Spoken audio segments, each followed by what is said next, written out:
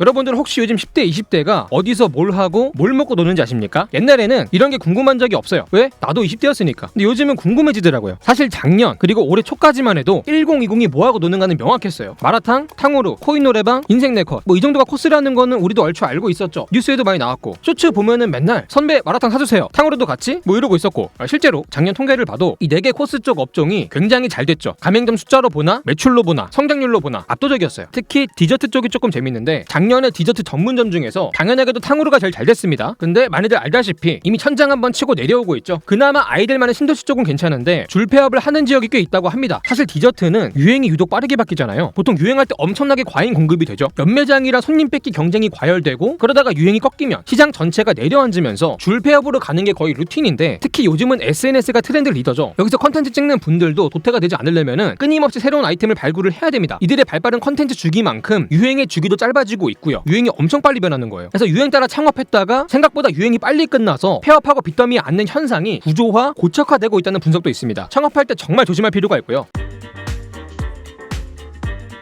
사실 요즘 탕후루의 왕위를 계승한 거는 요아정이죠. 요것도 지금은 많이들 아실 건데 원래 풀네임은 요거트 아이스크림의 정석이고요. 줄여서 다들 요아정이라고 부르다가 지금은 정식 명칭도 이렇게 바뀌었습니다. 메인이 요거트 아이스크림인데 요거 자체도 맛은 있습니다. 특히 원하는 토핑을 골라가지고 올려 먹을 수 있다, 커스터마이징이 가능하다, 이게 세일즈 포인트가 됐다고 해요. 근데 욕도 조금 많이 먹죠. 양에 비해서 가격이 너무 하이 코스트예요. 토핑 몇 개 올리다가 보면은 엄청나게 비싸집니다. 솔직히 조금 소신 발언하면은 개인적인 감상입니다. 비주얼은 그렇게 고급스러운 느낌은 안 나요. 죄송하지만 조금 초딩 감성이거든요. 생긴 것만 보면은 가성비일 것 같은데 어쨌든 맛은 있습니다. 사실은 늘 욕먹는 게 잘 팔리죠. 욕하는 사람 따로 먹는 사람 따로 있어가지고 실제로 브랜드 성장이 굉장히 빨랐고요. 3년 만에 매장을 400개 가까이 확보했습니다. 이렇게 키워가지고 결국은 회사를 팔았죠. 지분 100%를 400억에 넘겼는데 유행이 끝나기 전에 고점을 잘 팔았다, 엑시트에 성공했다, 이런 평가가 많습니다. 근데 사실 맛있는 디저트는 많은데 왜 하필 탕후루랑 요아정이 유행을 했을까? 뭐 맛있고 바이럴 잘 됐고 뭐 이런 잘 알려진 요인들 말고 또 뭐가 있을까 생각을 해보면은 요거는 그냥 제 내피셜인데 유통이 잘 된 게 크지 않았나 싶어요. 뭔 개 헛소리냐. 이 콜라가 전 세계적으로 팔리는 거는 전 세계 어딜 가든 콜라를 구할 수 있기 때문이잖아요. 만약에 어디에서도 콜라를 구할 수 없다면 콜라가 팔릴래야 팔릴 수가 없겠죠. 그만큼 유통망을 확보하는 게 중요하고, 코카콜라는 보틀링 시스템을 만들어가지고 이 유통망을 넓혔는데 보통 외식업에서 유통망의 역할을 하는 게 가맹점이지 않습니까? 내 활동구역 안에 매장이 있어야 사 먹든 말든 할 거 아니에요. 그래서 전국적으로 유행을 시키고 싶으면은 결국 전국 단위로 가맹점을 확보해야 되는데 문제는 지금 유행이 굉장히 빨리 바뀌고 있다는 거예요. 가맹점을 충분히 확보하기도 전에 유행이 끝나는 경우가 많다는 거죠. 그래서 유행이 살아있을 때 그 짧은 시간 안에 최대한 많은 가맹점을 확보해야 되는 과제가 있는데, 그러려면은 결국 창업이 쉬워야 됩니다. 창업 난이도가 낮을수록 창업을 할 수 있는 사장님들이 많아지고 너도 창업하겠다고 뛰어들면서 가맹점을 확보하기가 쉬워지는 거죠. 탕후루나 요아정 브랜드를 보면은 이 창업의 난이도를 낮추기 위해서 소형 매장 컨셉으로 가고 있죠. 이러면 보증금, 임대료, 인건비가 절감되는데 문제는 이게 소형이면은 테이블을 많이 놓을 수가 없잖아요. 그래서 홀 중심으로 가면 회전율이 안 나오지 않겠습니까? 때문에 테이크아웃이나 배달 전문으로 가는 거죠. 이러면 회전율 문제가 사라지고 매장이 예쁠 필요가 없기 때문에 인테리어 비용도 적게 듭니다. 과장 조금 섞어가지고 냉장고랑 포스기만 있으면 장사가 돼요. 그래서 앞으로는 단기에 빠르게 창업할 수 있는 사업 모델이 각광을 받지 않을까, 이렇게 방구석에서 내피셜을 싸버린 부분이고요.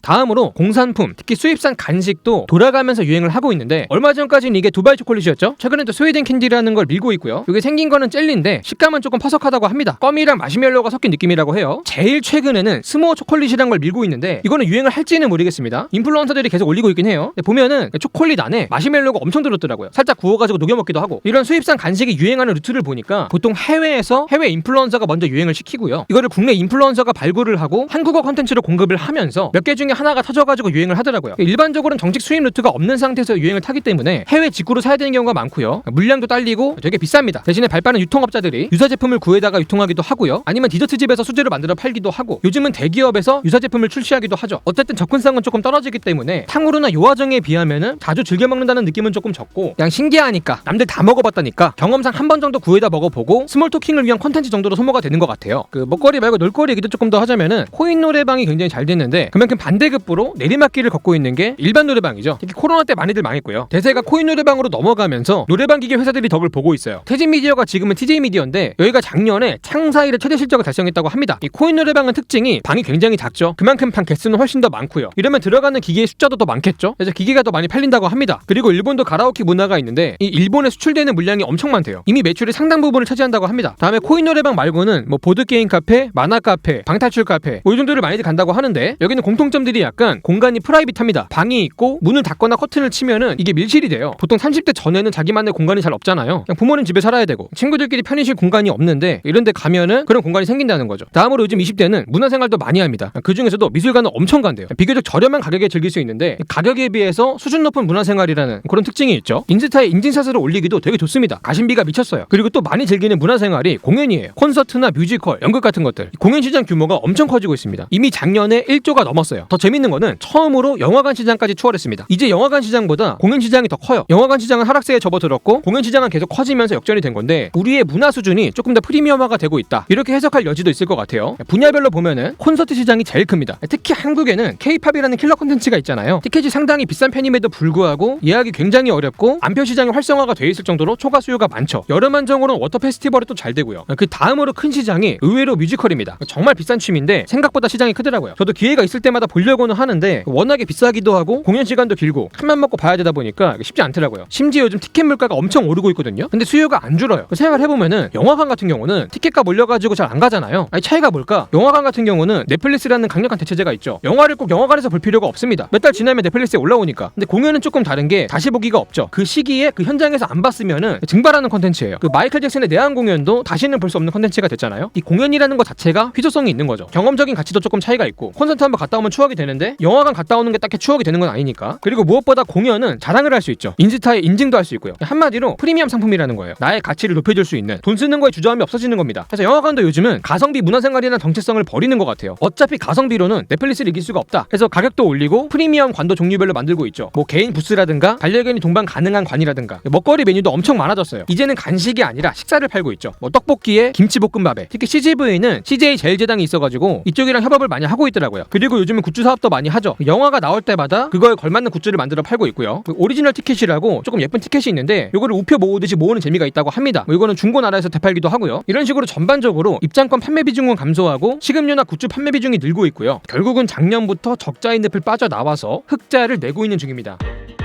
자, 다음으로 그러면은 지역은 주로 어디서 노는가? 제일 많이 가는 게 마포구래요. 여기는 이제 홍대 상권이 있죠. 상권이 점점 커져서 합정의 상수까지 확장됐다가 요즘은 연남의 망원까지 갔다고 하더라고요. 제가 20대 초반일 때도 홍대였는데 아직도 홍대라는 게 좀 재밌는 것 같아요. 한때는 홍대가 젠트리피케이션이라는 말까지 나왔는데 주변 상권이 워낙에 컨셉을 잘 잡아가지고 커가지고 돌고 돌다 다시 홍대라는 게 좀 재밌는 것 같아요. 그 이유 중에 또 하나로 지목이 되는 게 생카라는 게 있습니다. 정확히는 아이돌 생일 카페라는 건데 이게 뭐냐면은 아이돌 팬들이 아이돌 생일을 축하하기 위해서 카페 하나를 빌려다가 각종 이벤트를 하는 건데 가면은 볼거리가 꽤 많다고 합니다. 이 여러 생카를 투어하는 문화도 있다고 하더라고요. 근데 이 생카가 제일 많이 열리는 게 홍대래요. 그래서 홍대가 좀 핫하다고 합니다. 나이별로 보면은 20대는 역시 노는 거에 제일 많은 돈을 쓰고요. 30대는 조금 짠한데 배달 음식에 많이 쓰고 있어요. 돈이든 체력이든 조금 아껴야 될 나이라서 집에서 그냥 소소하게 뭐 먹으면서 이렇게 만족을 하는 것 같아요. 전반적으로 가성비가 좋거나 비싸더라도 확실한 가치가 있는 놀이를 즐기는 것 같은데 문제는 요즘에 물가가 너무 올랐잖아요. 놀거리 물가가 엄청 올랐는데 상승률이 27년 만에 최대치래요. 품목별로 많이 오른 것들을 보면은 운동경기 관람료, 해외 단체 여행비, 사진 서비스료, 노래방 이용료 뭐 이런 것들이 많이 올랐는데 전부 다 요즘 수요가 많은 것들이죠. 요즘 야구장 엄청 가고 여행 엄청 가고 모였다 하면 인생 내 거 찍으니까 데이트 비용도 만만치 않을 것 같은데 평균 8만원 정도가 된다고 해요. 제가 볼 땐 이것도 20대가 포함돼가지고 작게 나온 것 같아요. 30대 기준이면은 10만원은 그냥 넘기니까 정말 심플하게 영화 보고 밥 먹고 카페만 가도 10만원 뚝박이잖아요. 근데 보통 이것만 하지도 않고 솔직히 밥값이 제일 비싸. 정말 간단하게 한 끼 때워도 2, 3만원이에요. 특히 뷔페 갈 때 정말 체감이 되는 게 옛날에 한 4만원짜리 뷔페커를 지금 먹으려면은 한 8만원은 줘야 되는 것 같아요. 호텔 뷔페는 이제 거의 20만원 돈이에요. 그 애플 망고 빙수도 3년 만에 6만원 돈에서 10만원 돈으로 올랐습니다. 그냥 한창 둘이 만나가지고 닭가슴살 뜯어먹을 거 아니면은 데이트비 문제에서 살아남기가 쉽지 않습니다. 뭐 집에서 해먹으면 된다고 하는데 집세는 누가 내주나? 그리고 이벤트성 물가 상승도 장난이 아니죠. 여름휴가철은 지났지만 이제 크리스마스가 오고 있습니다. 1년 중에 숙박업소의 밸류가 가장 높은 시기죠. 이때 이제 절대 싸우면 안 됩니다. 싸워가지고 예약 취소하고 예약금 못 받으면은 피똥 쌉니다. 무조건 미안하다고 하세요. 조금 특이한 게 크리스마스 때 딸기값이 엄청 오르는데 크리스마스 케이크에 딸기가 들어가서 그런데요. 이 딸기 케이크의 수요자들이 물가 상승의 주범인 거죠. 나는 크리스마스 때 집에만 있어가지고 돈을 쓰지 않았다. 적어도 당신은 물가 상승에 일조하지 않은 거예요. 이 서민경제를 해치는 고물가 상황에서 죄가 없는 사람이니까 떳떳해지시면 되겠습니다. 어쨌든 요즘에 데이트 물가가 비싸지면서 데이트 통장도 엄청들 만든대요. 사실 이거는 물가도 물가지만은 기술 발전의 역할이 컸죠. 카카오뱅크로 데이트 통장 만들기가 쉬워졌으니까 항상 돈이 쪼들리는 20대가 제일 많이 만들었더라고요. 참고로 이것도 갑자기 헤어지면 돈을 못 받을 수도 있으니까 괜히 그 여행 경비 마련한다고 목돈 모으지 마시고요. 그냥 그때그때 데이트할 때 조금씩 쓰시는 거를 권장드리겠습니다. 사실 보통은 가격이 오르면은 오르면은 수요는 감소하죠. 근데 재밌는 게 이 놀거리 같은 경우는 가격이 올라도 수요가 감소하지 않습니다. 인터넷에서 아무리 비싸다고 욕을 해도 막상 현장에 가보면 줄 엄청 길고요. 뭐 좀 구경하러 갔다가 사람만 엄청 보고 옵니다. 뭐 좀 예약하려 치면 맨날 1초 만에 광탈이야. 요즘 10대나 20대를 보면은 경험을 위해서라면 얼마든지 기꺼이 지불하는 세대라고 하죠. 그래서 가격이 올라도 수요가 줄지 않고요. 그만큼 가격의 인상도 편하게들 하는 것 같아요. 사실 모든 10대, 20대가 놀거리에 돈을 펑펑 쓰진 않겠죠. 그럴 사정이 안 되든 취향이 아니든 그냥 호갱당하기 싫어서 거부를 하든 여러 사람들이 있지 않겠습니까? 그래서 이 문화생활의 양극화도 점점 관측이 되고 있는 것 같아요. 자, 오늘 영상 여기까지고요. 지금까지 지식한입의 한입만이었습니다.